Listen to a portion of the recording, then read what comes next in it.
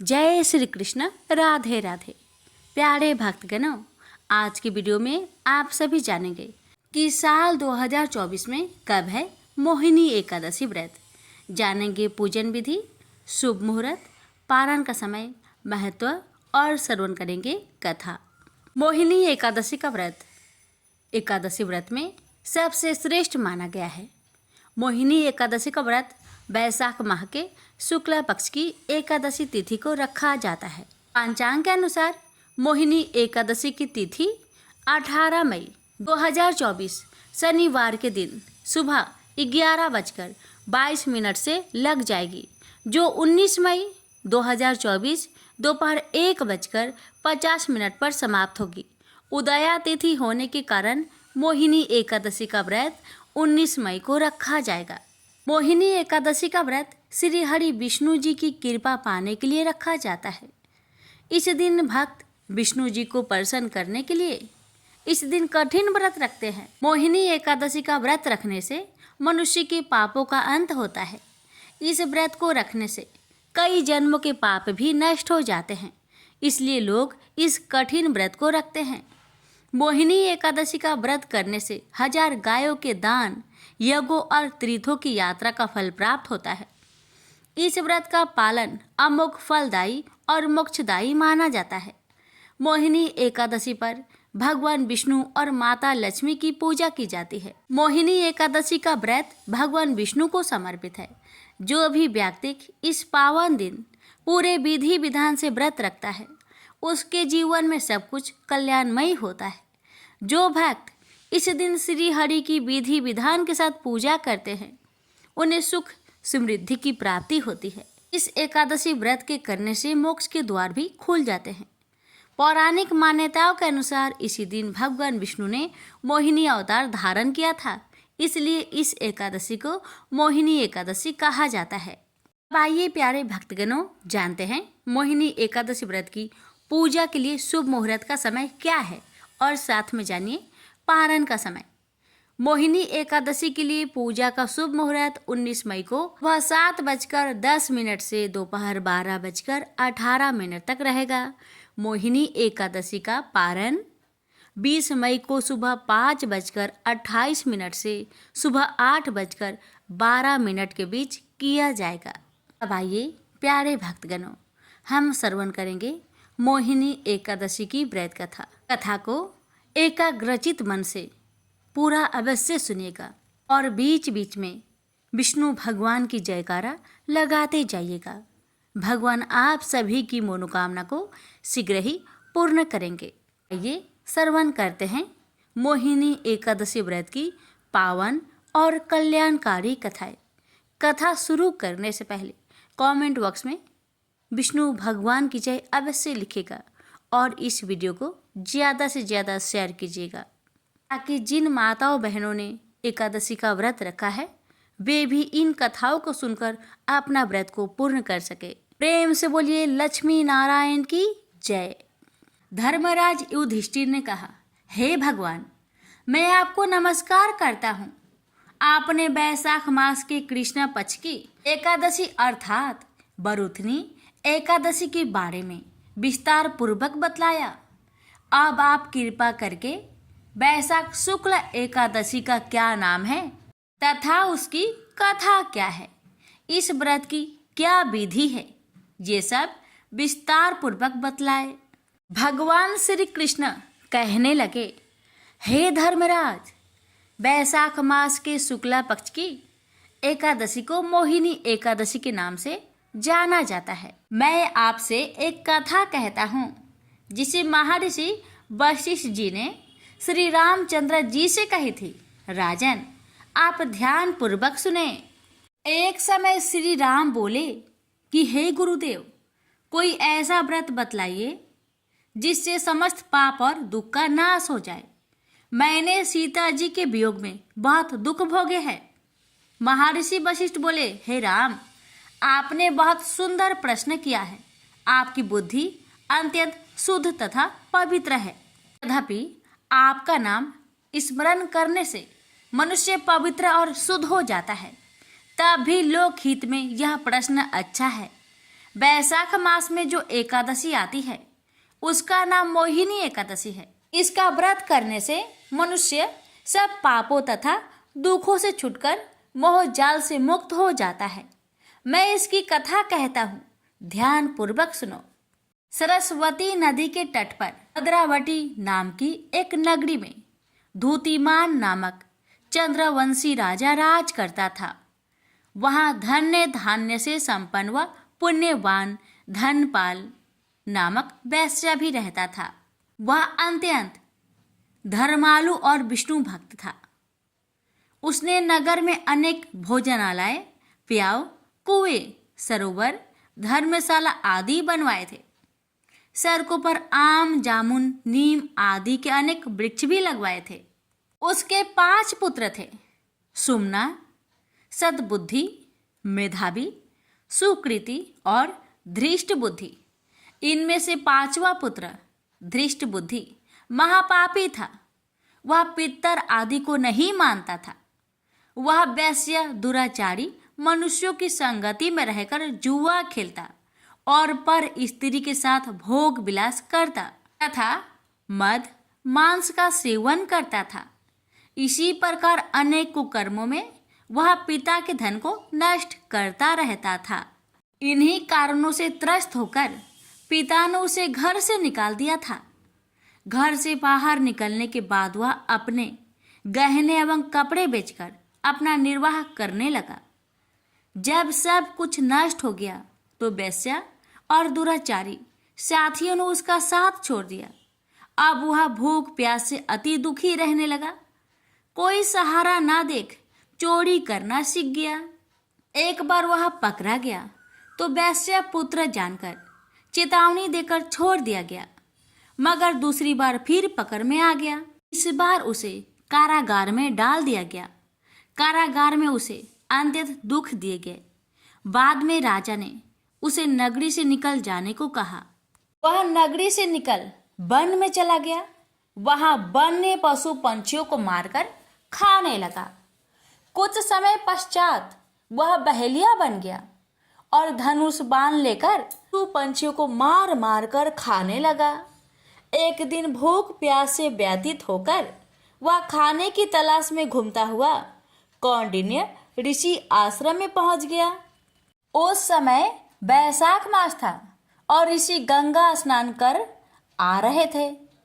उनके भीगे वस्त्रों के छींटे उस पर पड़ने से उसे कुछ सद्बुद्धि प्राप्त हुई। वह कौंडिन्य मुनि से हाथ जोड़कर कहने लगा कि हे मुने, मैंने जीवन में बहुत पाप किए हैं। आप इन पापों से छूटने का कोई साधारण बिना धन का उपाय बतलाए।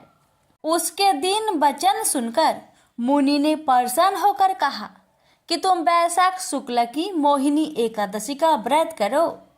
इससे अनेक जन्मों के किए हुए मेरु पर्वत जैसे समस्त महापाप भी नष्ट हो जाते हैं।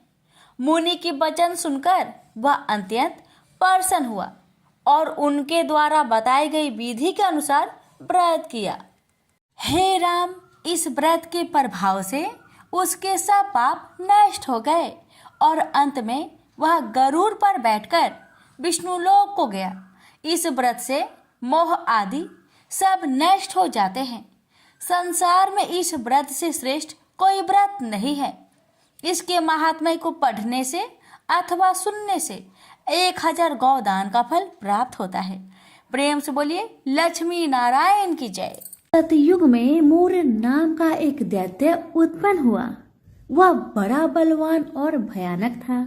उस प्रचंड दैत्य ने इंद्र, आदित्य, वासु, वायु, अग्नि आदि सभी देवताओं को पराजित करके भगा दिया। तब इंद्र सहित सभी देवताओं ने भयभीत होकर भगवान शिव से सारा वृत्तांत कह सुनाया और बोले कि हे कैलाशपति, मूढ़ दैत्य से भयभीत होकर सब देवता मृत्यु लोक में फिर रहे हैं। तब भगवान शिव ने कहा, हे देवताओं, तीनों लोकों के स्वामी, भक्तों के दुख का नाश करने वाले भगवान विष्णु के शरण में जाओ। वे ही तुम्हारे दुखों को दूर कर सकते हैं।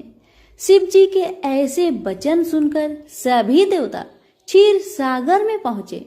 वहां भगवान को शयन करते देख हाथ जोड़कर उनकी स्तुति करने लगे कि हे देवताओं द्वारा स्तुति करने योग्य प्रभु, आपको बारंबार नमस्कार है। हे देवताओं की रक्षा करने वाले मधुसूदन, आपको नमस्कार है। आप हमारी रक्षा करें। दैत्यों से भयभीत होकर हम आपकी शरण में आए हैं। आप इस संसार के कर्ता, माता पिता, उत्पत्ति और पालन करता और संहार करने वाले हैं। सबको शांति प्रदान करने वाले हैं। आकाश और पाताल भी आप ही है।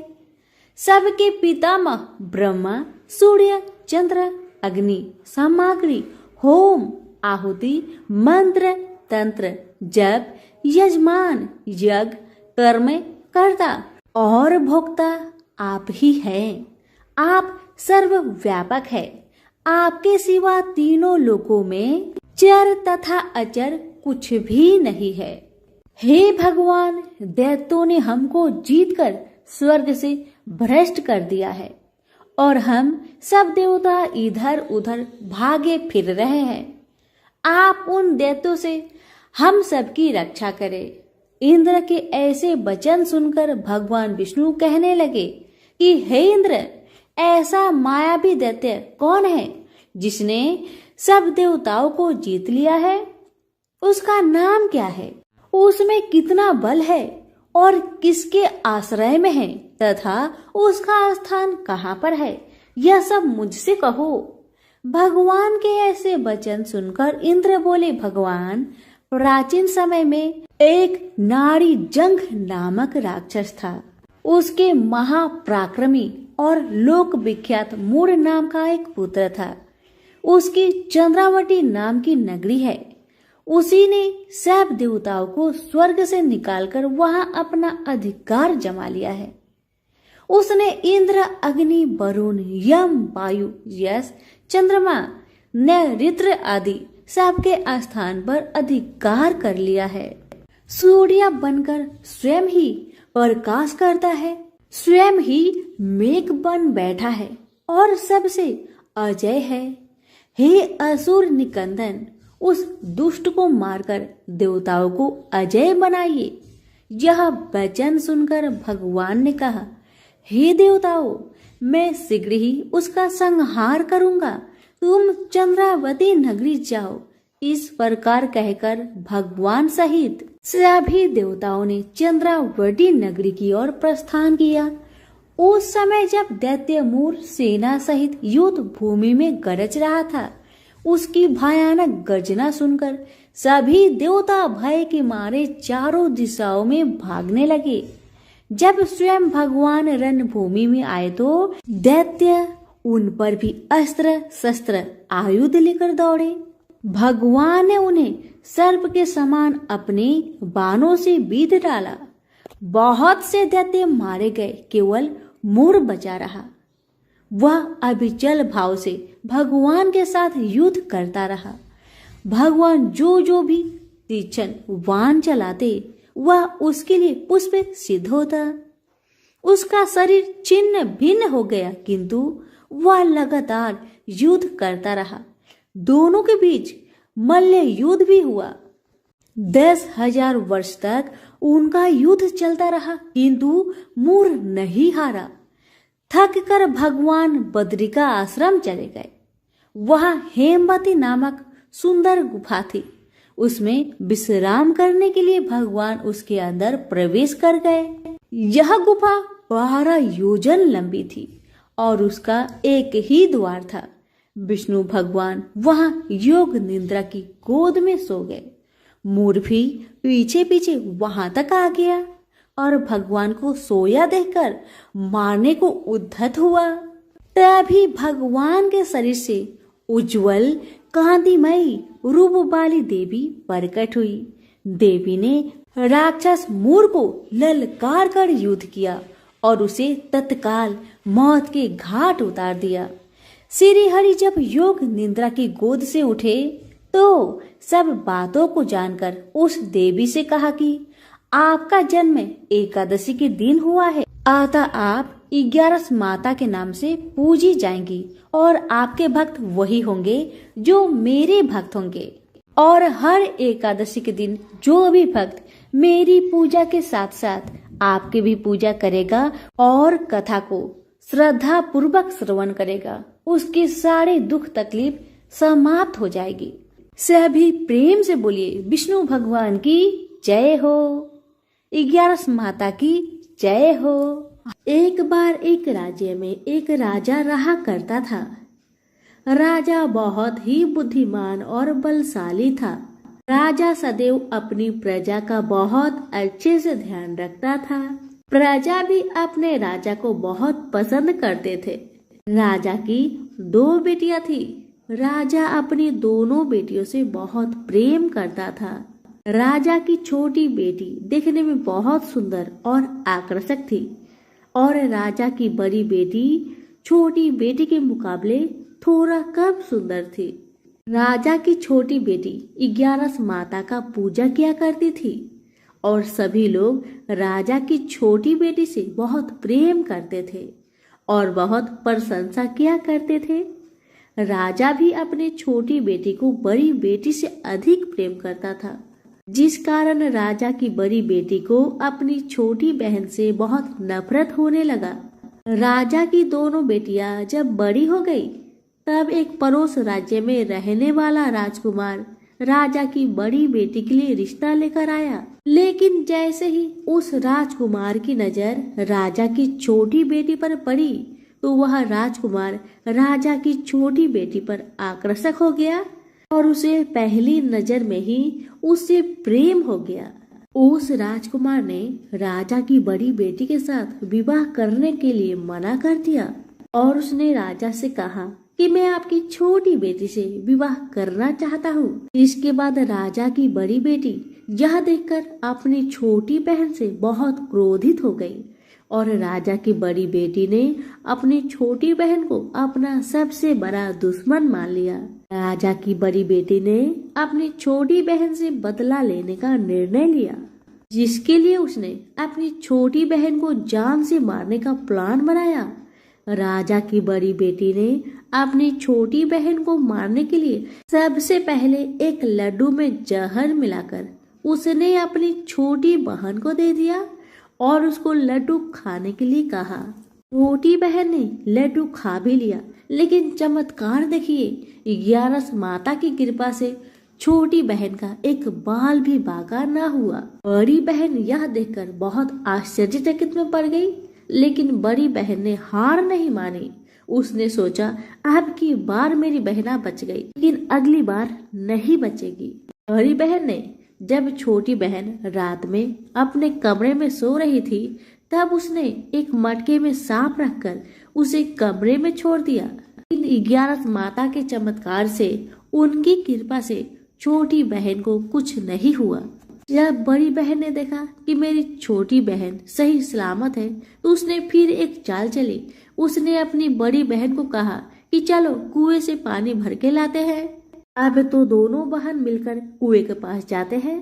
बड़ी बहन ने कहा, बहन तुम कुएं के पास चलो, पानी निकालो। जैसे ही बहन कुएं के पास गई, बड़ी बहन ने छोटी बहन को कुएं में ढकेल दिया। लेकिन 11 माता का लीला देखिए, तभी छोटी बहन को कुछ भी नहीं हुआ। बड़ी बहन बार बार असफल होती रही, क्योंकि 11 माता छोटी बहन की रक्षा कर रही थी। तो बड़ी बहन का हर प्रयास असफल हो रहा था, इसलिए बड़ी बहन बहुत क्रोधित होती जा रही थी। फिर उसने अपनी छोटी बहन के पास जाकर उससे खुद पूछा कि मेरी छोटी बहन, तुमको पता है भगवान ने सबकी मृत्यु एक निश्चित समय पर लिखी हुई है, और कैसे तुम्हारी मृत्यु होगी क्या तुम जानती हो? तब छोटी बहन ने अपनी बड़ी बहन को बताया कि हाँ, मैं तो जानती हूँ मेरी मृत्यु कैसे होगी। छोटी बहन से यह सुनकर बड़ी बहन मन ही मन बहुत प्रसन्न होने लगी और उसने अपनी छोटी बहन से कहा कि तुम मुझे अपनी मृत्यु की राज बताओ। छोटी बहन तो दिल की बहुत अच्छी थी। उसने अपनी मृत्यु का सारा कारण अपनी बहन को बताना शुरू किया कि मेरी मृत्यु तो एक तोते में है। जो तोते के गले में एक हार है, उससे मेरी मृत्यु होगी। अब तक कोई भी व्यक्ति तोते को मारकर वह हार अपने गले में पहनेगा तो मैं मूर्छित हो जाऊंगी, और जैसे ही उस हार को अपने गले से उतारेगा मैं वापस से जीवित हो जाऊंगी। अपनी छोटी बहन की मृत्यु की राज जानकर बड़ी बहन बहुत ही खुश हो गई और उसने अपनी छोटी बहन को मारने के लिए उसके पालतू तोते को ढूंढना शुरू कर दिया। और छोटी बहन को इस बात का आभास हो गया था कि कोई उसकी जान लेना चाहता है, जिसके लिए वह अपने पिताजी के पास गई और उसने अपने पिताजी से कहा कि पिताजी, मेरी मृत्यु के बाद आप मुझे जलाइएगा मत, बल्कि आप मुझे अपनी पुरानी वाली हवेली में एक पलंग में लिटाकर छोड़ दीजिएगा। अपनी छोटी लड़की की यह बात सुनकर राजा बहुत आश्चर्य में पड़ गया। राजा ने अपनी छोटी बेटी से पूछा, बेटी तुम ये क्या कह रही हो? तब राजा की छोटी बेटी ने बताया, पिताजी, समय किसी के लिए नहीं रुका है, कब क्या हो जाए किसी को कुछ पता नहीं। और फिर राजा ने अपनी बेटी से कहा कि तुम ऐसी बातें क्यों कर रही हो? 2-3 दिन के बाद तुम्हारा विवाह है। लेकिन छोटी बेटी ने अपने पिताजी को ऐसा करने पर मजबूर कर दिया और उसने वचन ले लिया। राजा ने भी अपनी छोटी बेटी की बात स्वीकार कर ली और 2-3 दिनों के बाद जब शादी का समय आया तब राजकुमार बारात लेकर राजा के घर आया और राजकुमार और राजा की छोटी बेटी का विवाह शुरू हो गया। जैसे ही राजा की छोटी बेटी राजकुमार के साथ फेरे लेना शुरू करती है तो उसकी बड़ी बहन अपनी छोटी बहन के कमरे में जाकर उसके तोते को पकड़ लेती है और उसको जान से मार देती है।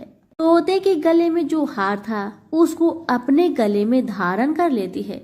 जैसे ही बड़ी बहन उस हार को अपने गले में धारण करती है तो उधर छोटी बहन 3.5 ही फेरे ले पाती है और वहीं पर बेहोश होकर गिर जाती है। जिसके बाद राजा ने बड़े बड़े वैद्य हकीमों को बुलाया और अपनी छोटी बेटी का इलाज करने के लिए कहा। राजा की बात सुनकर वैद्य ने छोटी बेटी को चेक किया तो राजा को बताया कि आपकी छोटी बेटी ना तो जीवित है और ना ही मरी हुई है। यह मैं पहली बार देख रहा हूँ। राजा ने वैद्य और हकीम को यह बात बाहर बताने से मना कर दिया और उनको कहा कि अगर तुमने यह बात किसी को बाहर बताई तो हम तुम्हें फांसी दे देंगे। राजा ने अपने छोटी बेटी को पुराने महल में जाकर एक पलंग में लिटा दिया जैसे उनकी बेटी ने उनसे कहा था और वहां पर कुछ सैनिक को तैनात कर दिया। वापस अपने महल में आ गए। राजा की बड़ी बेटी अपने पिताजी के पास आई और कहने लगी कि पिताजी, अगर यह शादी संपन्न नहीं हुई तो आपकी इज्जत का क्या होगा? आप कहे तो मैं आपकी इज्जत बचाने के लिए राजकुमार से शादी करने के लिए तैयार हूँ। इसके बाद राजा ने अपनी बड़ी बेटी की बात मान ली और राजा ने बड़ी बेटी को छोटी बेटी की कपड़े पहनाकर मंडप पर भेज दिया।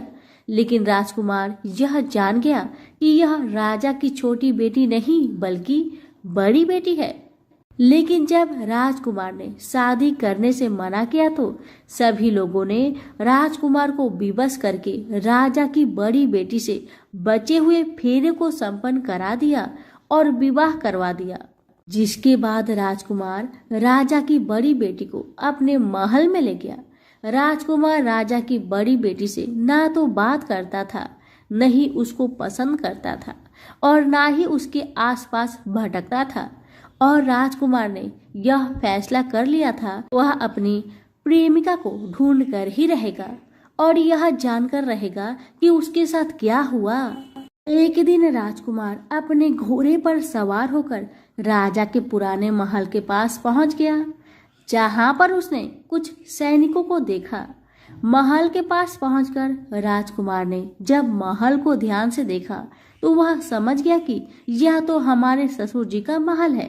तब राजकुमार ने सैनिकों से पूछा, तुम लोग यहाँ क्या कर रहे हो और इस महल के अंदर उस पलंग में कौन लेटा है जिसके बाद सैनिकों ने बताया कि यहाँ पर राजा की छोटी बेटी लेटी है।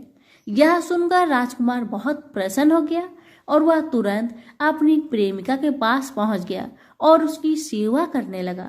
जैसे ही रात हुई तो राजा की छोटी बेटी उठकर खड़ी हो गई। राजकुमार यह देखकर बहुत खुश हो गया और उसने अपनी प्रेमिका से पूछा कि तुम यहाँ क्या कर रही हो, तुम मेरे साथ मेरे घर चलो। राजा की छोटी बेटी ने राजकुमार को सारी बातें बता दी। मेरी जान एक तोते में बसी थी और मैंने यह बात सिर्फ अपनी बड़ी बहन को बताया था और मुझे पता है कि उसने ही मुझे मारने का प्रयास किया है। उसके पास एक हार है जिसको वह सुबह पहन लेती है और रात को उतार देती है। जब तक वह हार को पहने रहती है तब तक मैं मूर्छित रहती हूँ और जैसे ही वह हार को उतार देती है तो मैं जीवित हो जाती हूँ। और जब तक मेरी बड़ी बहन के पास वह हार है तब तक मैं ऐसे ही जीवित और मूर्छित होती रहूंगी। पर मेरी बड़ी बहन के पास जो हार है वह मेरे हाथ में लग जाए तो मैं हमेशा के लिए जीवित हो जाऊंगी। राजकुमार यह बात सुनकर राजा की छोटी बेटी के पास रहने का निर्णय ले लिया और उसने अपने बचे हुए सारे फेरे उस पलंग में लेटी राजा की छोटी बेटी के साथ ले लिया और अपना विवाह पूर्ण कर लिया और वहीं पर ही रहने लगा। देखते ही देखते कुछ समय में राजा की छोटी बेटी और राजकुमार की पत्नी पेट से हो गई। एक दिन राजकुमार को किसी काम से बाहर जाना पड़ा। तब छोटी बहन के पेट में बहुत तेज दर्द होने लगा। इसके बाद उसने 11 माता का आह्वान किया, जिसके बाद वहां पर 11 माता प्रकट हुई और उन्होंने अपनी भक्तों के दर्द को दूर किया और एक पुत्र की प्राप्ति करवाई। और वहीं पर अचानक से राजकुमार भी आ गया। राजकुमार ने 11 माता को देखा तो वह आश्चर्यचकित हो गया और उसने तुरंत माता को प्रणाम किया और 11 माता ने राजकुमार से कहा कि अब तुम्हारा बेटा 5 वर्ष का हो जाए तो तुम अपनी पत्नी का हार लाकर इसके गले में डाल देना। और देखते ही देखते राजकुमार और राजा की छोटी बेटी का पुत्र 5 वर्ष का हो जाता है। तो राजकुमार अपने बेटे से कहता है कि बेटा, मैं कुछ काम से बाहर जा रहा हूँ, तुम अपनी माता का ध्यान रखना। और वहां से चला जाता है। राजा को बाहर निकलता देख बड़ी बहन के सैनिक देख लेते हैं और बड़ी बहन को जाकर सारी बात बता देते हैं। जिसके बाद बड़ी बहन अपनी छोटी बहन के पुत्र को वहां से उठवा लेती है और उसको मरवा देती है। छोटी बेटी के पुत्र के 2 टुकड़े करवा देती है। पहला टुकड़ा चक्की के पास छुपा देती है और दूसरा टुकड़ा अपनी पलंग के नीचे रख देती है। अब 11 माता भिखारी का रूप लेकर आती है। एक भिखारी का रूप रखकर बड़ी बहन के पास चली जाती है, जिसके बाद वहां से भिक्षा मांगने लगती है। बड़ी बहन अपने नौकरों से कहती है कि जाकर भिक्षा दे दो, लेकिन जैसे ही नौकर 11 माता को भिक्षा देने के लिए आते हैं तो माता उन्हें मना कर देती है और कहती है कि मैं तुम्हारी महारानी से ही भिक्षा लूंगी। जिसके बाद बड़ी बहन स्वयं ही भिक्षा देने के लिए माता के पास आती है। तब माता एक बिल्ली का रूप लेकर उसके कमरे में चली जाती है और वहां पर छोटी बेटी के पुत्र के दोनों टुकड़े को वापस में जोड़ देती है और उसे जीवित कर देती है। उसे वहां से ले आती है और राजकुमार को सौंप देती है। राजकुमार अपने बेटे को लेकर अपनी पत्नी यानी कि बड़ी रानी के पास जाता है और कहता है कि तुम इसका ध्यान रखना। अगर तुम इस बच्चे का अच्छे से ध्यान रखोगी तो मैं तुमसे बात करूंगा। एक दिन राजकुमार अपने बच्चे से कहता है कि तुम मम्मी से उनके गले का हार मांग लो। जिसके बाद राजकुमार का लड़का अपनी मम्मी के पास जाता है और कहता है कि मम्मी, मुझे तुम्हारा हार चाहिए जो तुमने गले में पहन रखा है। यह सुनकर पहले तो बड़ी बहन बहुत क्रोधित हुई, पर उसको याद आता है कि राजकुमार ने कहा था कि अगर मैं इस बच्चे का ध्यान अच्छे से रखूंगी तो वह मुझसे बात करेंगे। जिसके कारण वह हार को उस बच्चे को दे देती है और वह तुरंत हार को ले जाकर अपने पिताजी को दे देता है। और तभी राजकुमार ने अपने बेटे को लेकर वहां से जाने लगता है और अपनी पत्नी से कहता है, तुम हमारे लिए खाना बनाकर रखो, मैं शाम को आकर तुम्हारे साथ खाना खाऊंगा। और वह अपने बेटे को लेकर वहां से चला जाता है, जिसके बाद वह राजा के पास जाता है और उनको सारी कहानी बताने लगता है।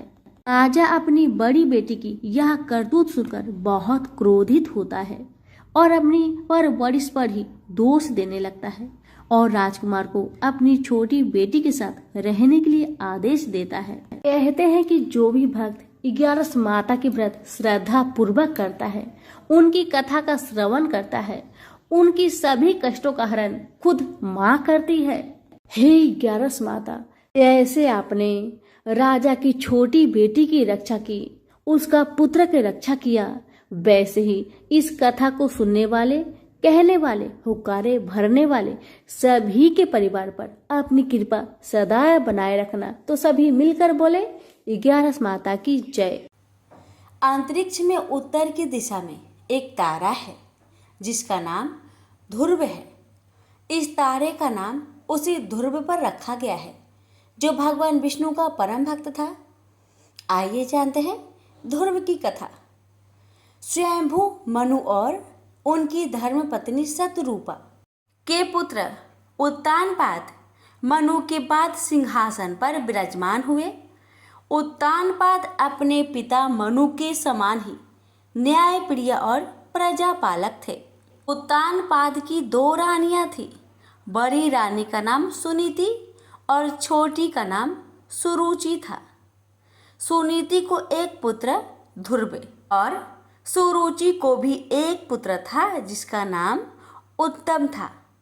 ध्रुव बड़ा होने के कारण राजगद्दी का स्वाभाविक उत्तराधिकारी था, पर सुरुचि अपने पुत्र उत्तम को पिता के बाद राजा बनते देखना चाहती थी।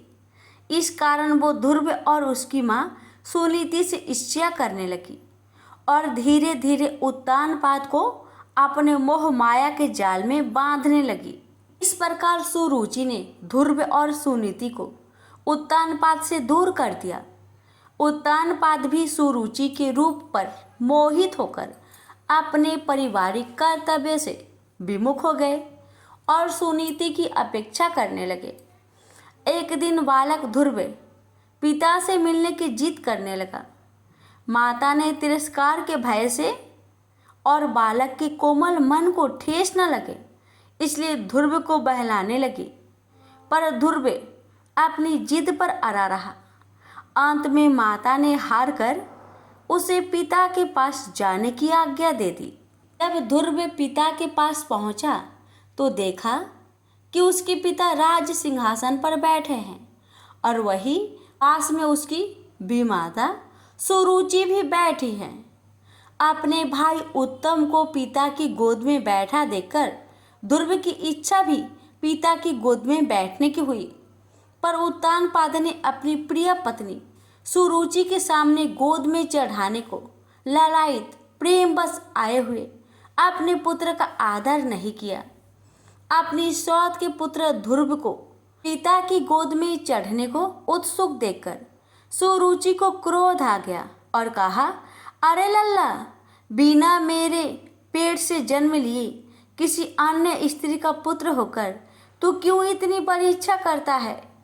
तू अज्ञानी है इसलिए ऐसी अलभ्य वस्तु की इच्छा करता है।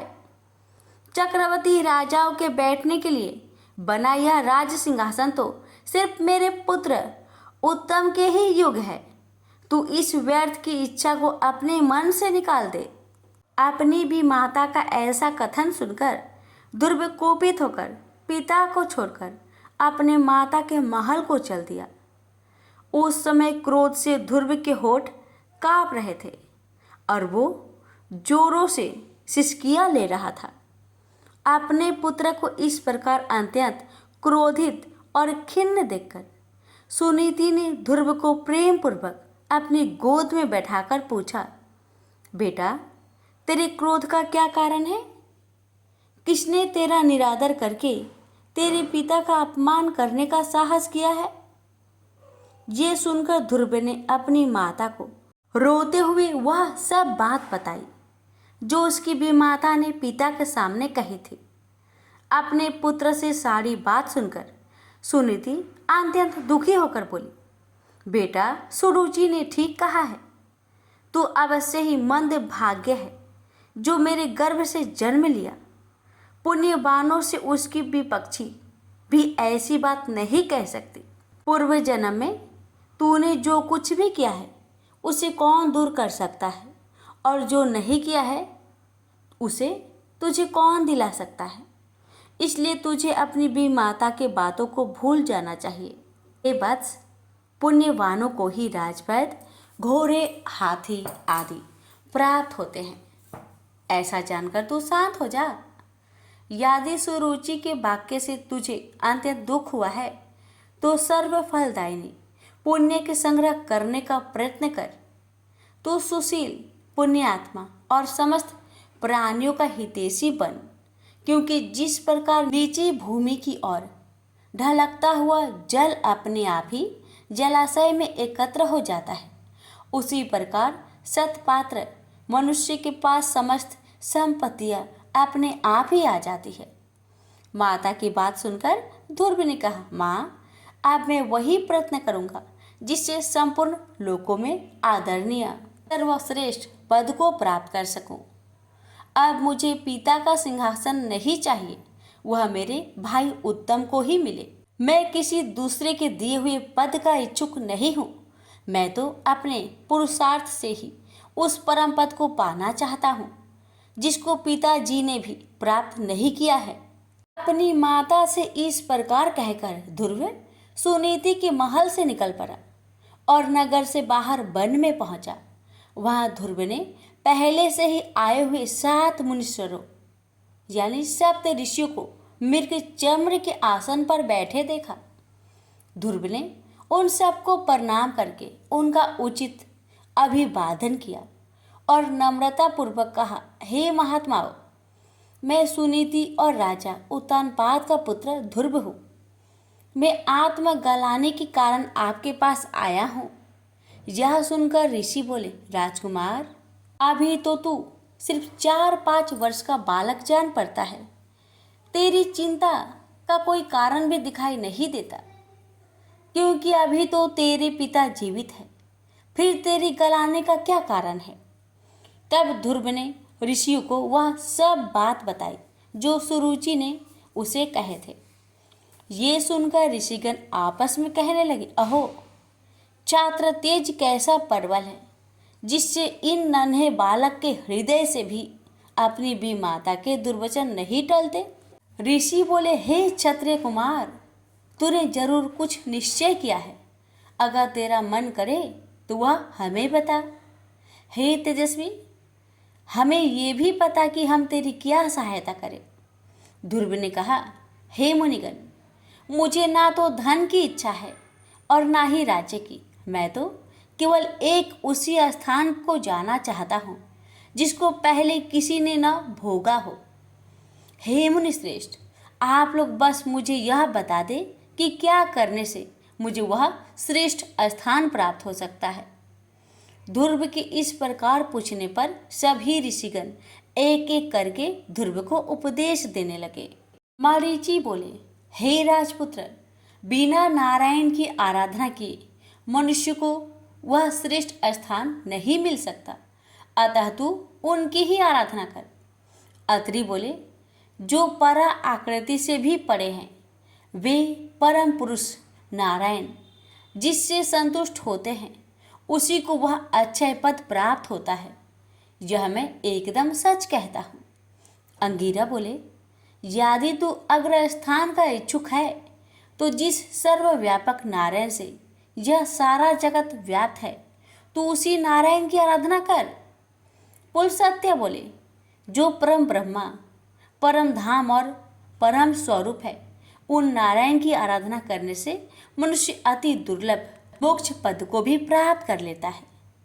पुलह बोले, हे सुव्रत, जिन जगतपति की आराधना से इंद्र ने इंद्र पद प्राप्त किया है, तू उन यज्ञपति भगवान विष्णु की आराधना कर। क्रतु बोले, जो परम पुरुष, यज्ञ पुरुष, यज्ञ और युगेश्वर है, उन जनार्दन के संतुष्ट होने पर कौन सी वस्तु दुर्लभ रह जाती है। वशिष्ठ बोले, हे वत्स, विष्णु भगवान की आराधना करने पर तू अपने मन से जो कुछ चाहेगा वही प्राप्त कर लेगा। फिर त्रिलोकी के श्रेष्ठ स्थान की तो बात ही क्या है। ध्रुव ने कहा, हे महर्षिगण, आप लोगों ने मुझे आराध्य देव तो बता दिया, आप कृपा करके मुझे ये भी बता दीजिए कि मैं किस प्रकार उनकी आराधना करूं। ऋषिगण बोले, हे राजकुमार, तू समस्त ब्रह्मा विषयों से चित्त को हटाकर उस एकमात्र नारायण में अपने मन को लगा दे और एकाग्रचित होकर ओम नमो भगवते वासुदेवाय इस मंत्र का निरंतर जाप करते हुए उनको प्रसन्न कर। ये सब सुनकर ध्रुव उन ऋषियों को प्रणाम करके चल दिया और यमुना के तट पर अति पवित्र मधु नामक वन में पहुंचा, जिस मधुवन में नित्य श्री हरि का सानिध्य रहता है। उसी सर्व पाप हरि तीर्थ में ध्रुव कठोर तपस्या करने लगा। इस प्रकार दीर्घ काल तक कठिन तपस्या करने से ध्रुव के तपोबल से नदी, समुद्र और पर्वत सहित समस्त भूमंडल अत्यंत क्षुब्ध हो गए और उनके क्षुब्ध होने से देवताओं में खलबली मच गई। तब देवताओं ने अत्यंत व्याकुल होकर इंद्र के साथ परामर्श करके ध्रुव का ध्यान भंग करने का आयोजन किया। देवताओं ने माया से कभी हिंसक जंगली पशुओं के द्वारा तो कभी राक्षसों के द्वारा ध्रुव के मन में भय उत्पन्न करने की कोशिश की, परंतु विफल रहने पर ध्रुव की माता के रूप में भी उसका ध्यान भंग करने का प्रयत्न किया, पर ध्रुव एकाग्रचित होकर सिर्फ भगवान विष्णु के ध्यान में ही लगा रहा और किसी की ओर देखा तक नहीं। जब सब प्रकार के प्रयत्न विफल हो गए तो देवताओं को बड़ा भय हुआ और सब मिलकर श्री हरि की शरण में गए। देवता बोले, हे जनार्दन, हम उत्तानपाद के पुत्र की तपस्या से भयभीत होकर आपकी शरण में आए हैं। हम नहीं जानते कि वह इंद्रपद चाहता है या उसे सूर्य, वरुण या चंद्रमा के पद की अभिलाषा है। आप हम पर प्रसन्न होइए और उसे तप से निवृत्त कीजिए। श्री भगवान बोले, हे देवगण, उसे इंद्र, सूर्य, वरुण, कुबेर आदि किसी की पद की अभिलाषा नहीं है। आप सब लोग निश्चिंत होकर अपने स्थान को जाइए। मैं तपस्या में लगे हुए उस बालक की इच्छा को पूर्ण करके उसे तपस्या से निवृत्त करूंगा। श्री हरि की ऐसे कहने पर देवगण उन्हें प्रणाम करके अपने स्थान को चले गए। भगवान विष्णु अपने भक्त ध्रुव की कठिन तपस्या से संतुष्ट होकर उसके सामने प्रकट हुए।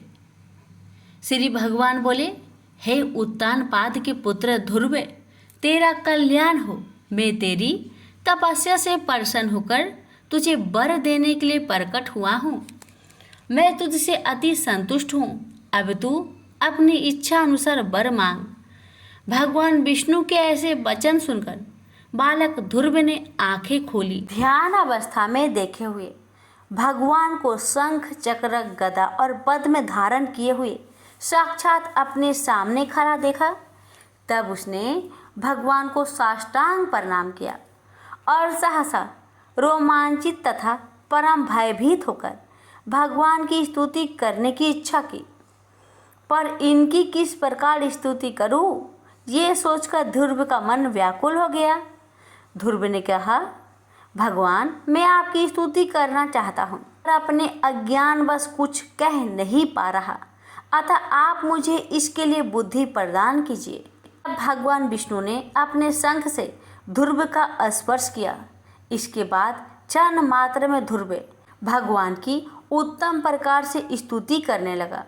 जब ध्रुव की स्तुति समाप्त हुई तब भगवान बोले, हे ध्रुव, तुमको मेरा साक्षात दर्शन हुआ है। इससे निश्चित ही तेरी तपस्या सफल हो गई है, पर मेरा दर्शन तो कभी निष्फल नहीं होता, इसलिए तुझे जिस वर की इच्छा हो वह मांग ले।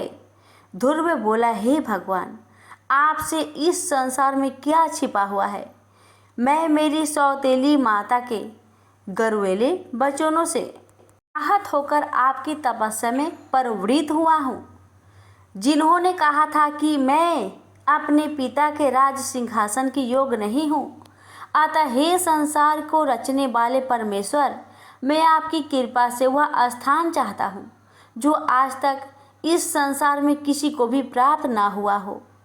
श्री भगवान बोले, वत्स, तूने अपने पूर्व जन्म में भी मुझे संतुष्ट किया था, इसलिए तू जिस स्थान की इच्छा करता है वह तुझे अवश्य प्राप्त होगा।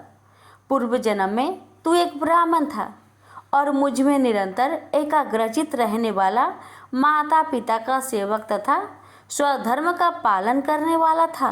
बाद में एक राजपुत्र से तेरी मित्रता हो गई। उसके वैभव को देखकर तेरी इच्छा हुई कि मैं भी राजपुत्र हूँ, अतः हे ध्रुवे, तुझको अपनी मनोवांछित इच्छा प्राप्त हुई। जिस स्वयंभू मनु के कुल में किसी को स्थान मिलना अति दुर्लभ है, उन्हीं के घर में तूने उत्तानपाद के यहाँ जन्म लिया। जिसने मुझे संतुष्ट किया है उसके लिए इस संसार में कुछ भी असंभव नहीं है। मेरी कृपा से तू निश्चय ही उस स्थान को प्राप्त करेगा जो त्रिलोकी में सबसे उत्कृष्ट है और समस्त ग्रहों और तारामंडल का आश्रय है।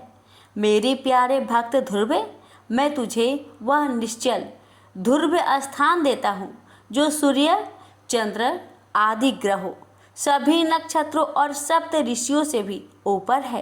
तेरी माता सुनीति भी वहाँ तेरे साथ निवास करेगी और जो लोग प्रातःकाल और संध्याकाल तेरा गुणगान करेंगे उन्हें महान पुण्य प्राप्त होगा।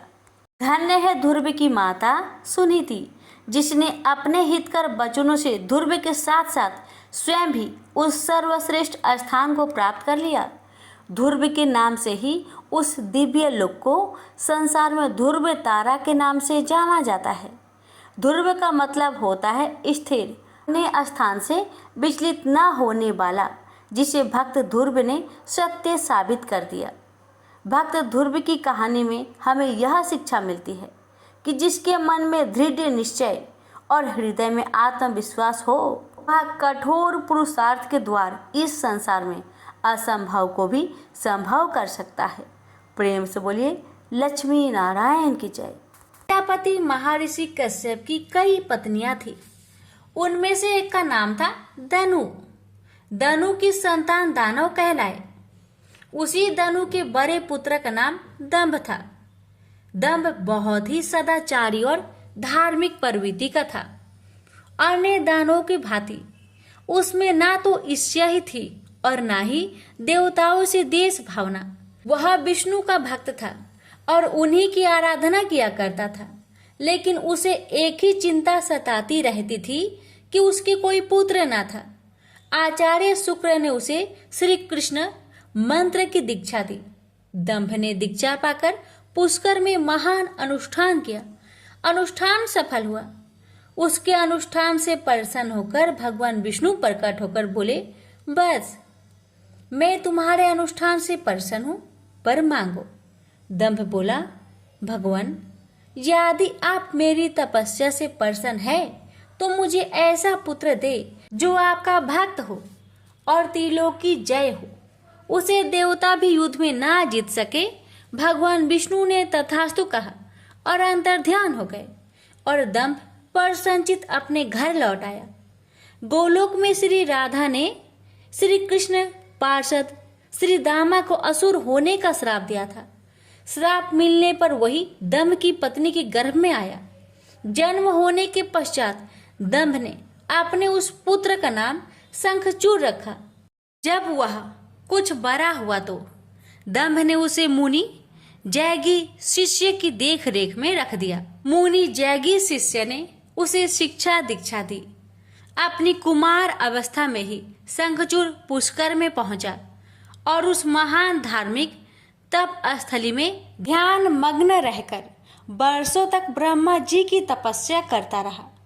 उसकी घोर तपस्या से प्रसन्न होकर ब्रह्मा जी प्रकट होकर बोले, वत्स, मैं तुम्हारी तपस्या से प्रसन्न हूँ, वर मांगो। पितामह, मुझे ऐसा वरदान दीजिए कि मुझे देवता पराजित ना कर सके। शंखचूड़ ने कहा, ब्रह्मा जी ने उसे ऐसा ही वरदान दिया और श्री कृष्ण कवच प्रदान करते हुए उसे आदेश दिया, शंखचूड़ तुम बद्री का आश्रम चले जाओ, वहां तुम्हारा भाग्य का सितारा उदय होने की प्रतीक्षा कर रहा है। आदेश मानकर शंखचूड़ बद्री का आश्रम पहुंचा। वहां महाराज धर्मध्वज की पुत्री तुलसी भी तपस्या कर रही थी। दोनों का आपस में परिचय हुआ और ब्रह्मा जी की इच्छा अनुसार दोनों का विवाह हो गया। अपनी पत्नी को लेकर शंखचूड़ पुनः दैत्यपुरी लौट गया। शुक्राचार्य ने उसे दानवों का अधिपति बना दिया। सिंहासन पर बैठते ही उसने अपना साम्राज्य बढ़ाने के लिए देवलोक पर चढ़ाई कर दी। ब्रह्मा जी के वरदान के कारण वह अजय हो चुका था।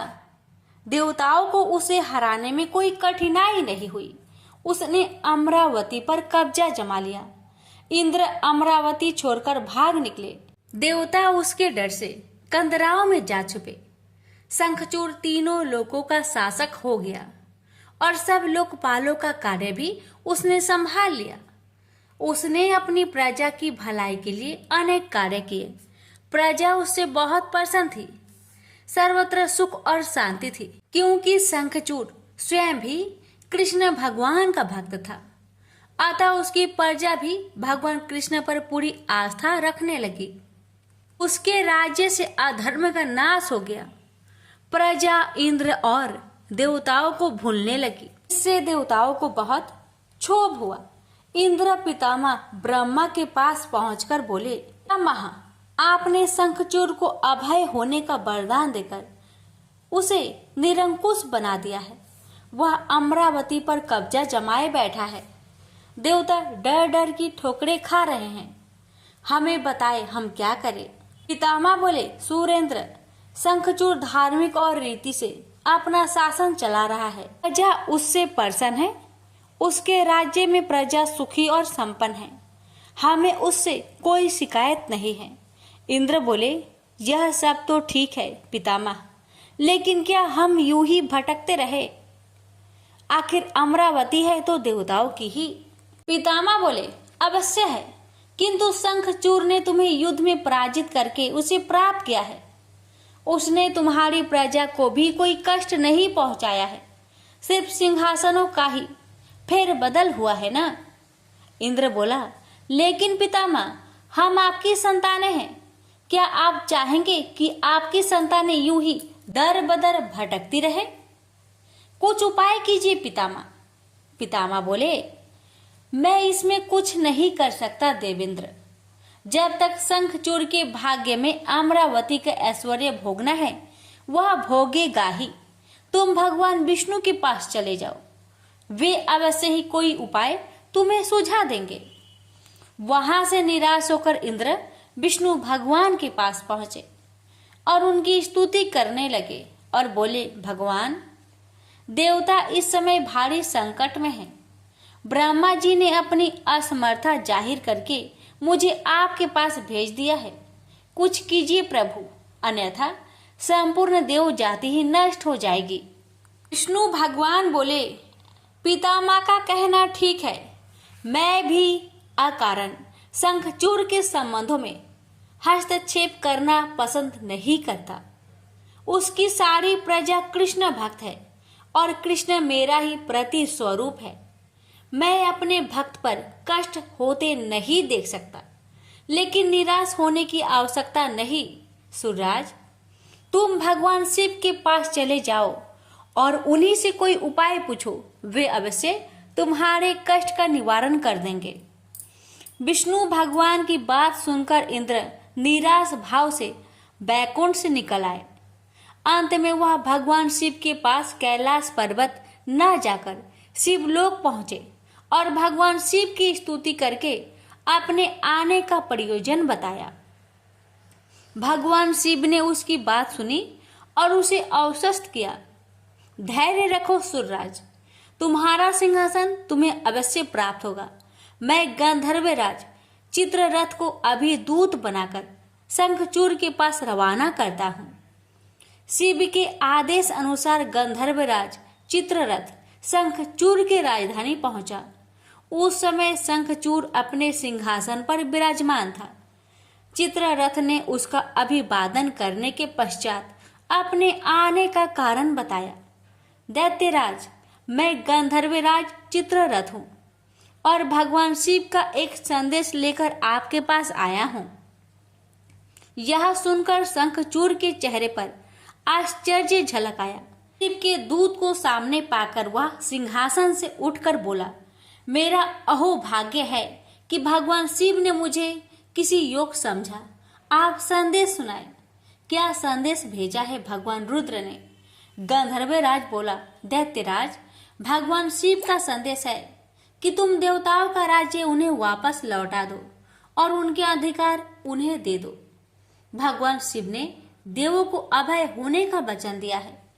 शंखचूड़ बोला, गंधर्वराज, भगवान शिव से मेरा प्रणाम कहना और उनसे कह देना कि शंखचूड़ के हृदय में आपके लिए बहुत ही ज्यादा श्रद्धा है, परंतु यदि उन्होंने इंद्र के बहकावे में आकर मुझे दंडित करने का निश्चय किया है तो मैं उनकी बात नहीं मानूंगा और उनसे भी युद्ध करने के लिए तैयार हो जाऊंगा। चित्ररथ वापस लौटा और उसने भगवान शंकर को शंखचूड़ का उत्तर सुनाया। यह सुनकर शिव क्रोधित हो गए और अपने गणों को युद्ध का आदेश दे दिया। उधर शंखचूड़ ने अपने पुत्र का अभिषेक कर उसे दानवाधिपति बना दिया और अपनी पत्नी से बोला, मैंने युद्ध स्वीकार कर लिया है देवी, ईश्वर करे युद्ध में हमारी विजय हो। अब मुझे अनुमति दो, मेरी सेनाएं तैयार है। शंखचूड़ अपनी सेनाओं लेकर युद्ध भूमि में जा पहुंचा। दोनों सेनाओं गोमतत्र पर्वत के समीप एक दूसरे के आमने सामने आ खड़ी हुई। भगवान शिव ने शंखचूड़ के पास एक बार फिर संदेश भेजा कि वह नादानी ना करे और युद्ध से दूर रहकर उनकी बात मान ले, किंतु शंखचूड़ न माना और दोनों सेनाओं में घनघोर युद्ध छिड़ गया। भगवान शिव और शंखचूड़ आमने सामने डट गए। दोनों में अनेक अस्त्र शस्त्रों से युद्ध होने लगा।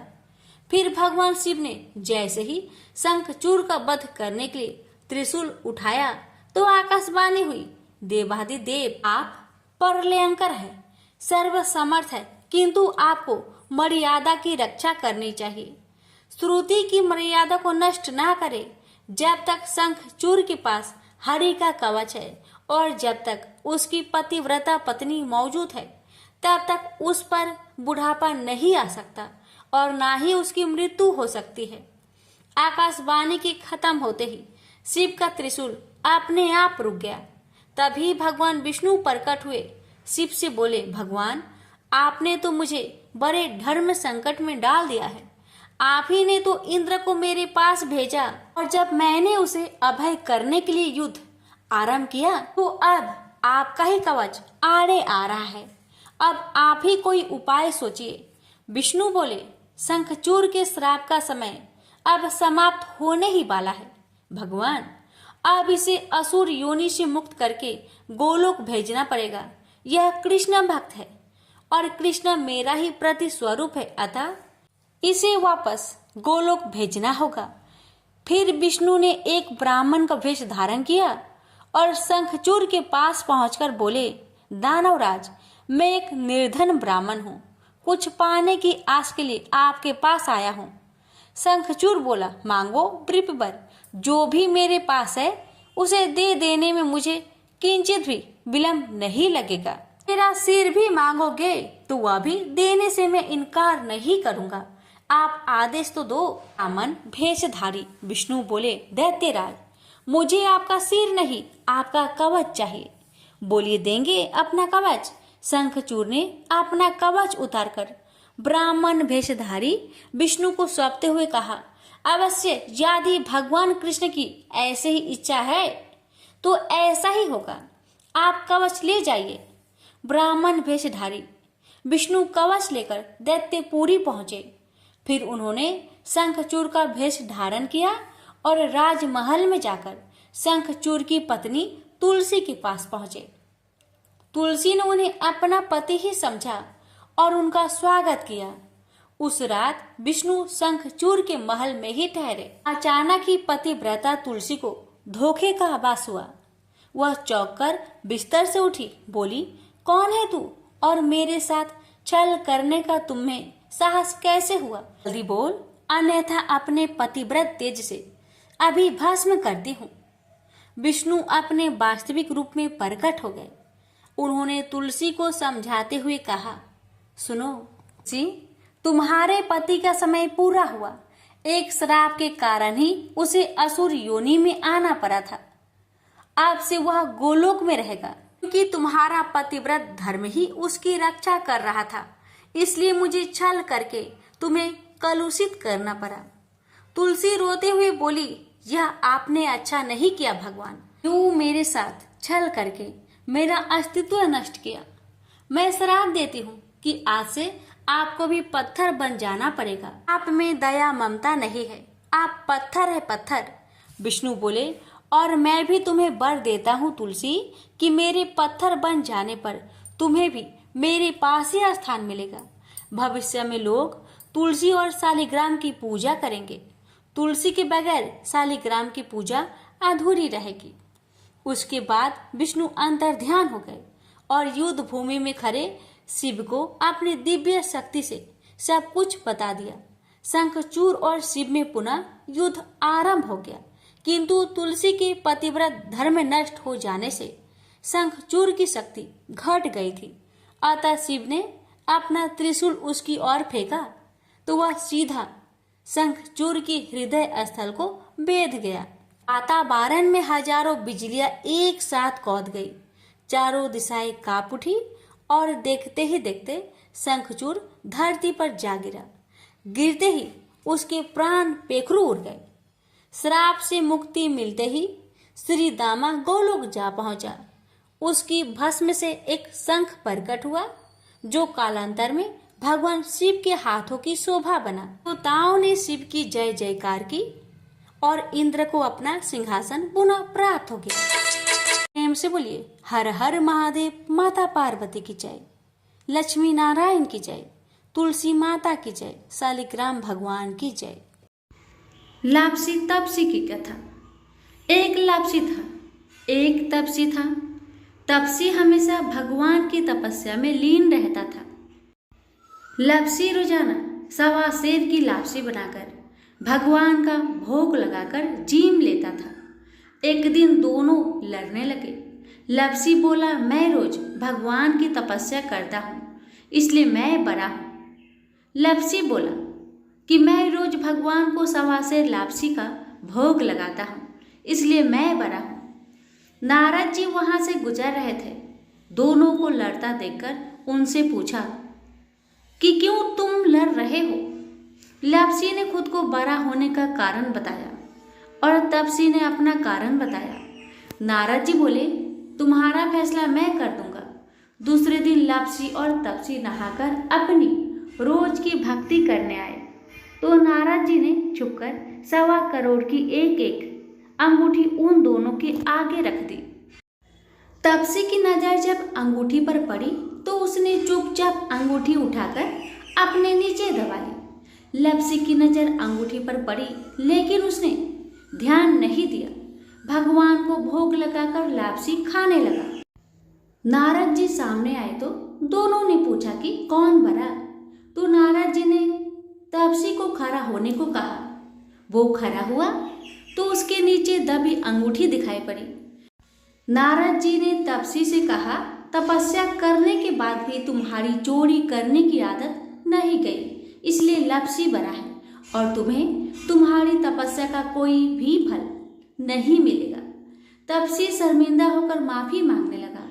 उसने नारद जी से पूछा, मुझे मेरी तपस्या का फल कैसे मिलेगा?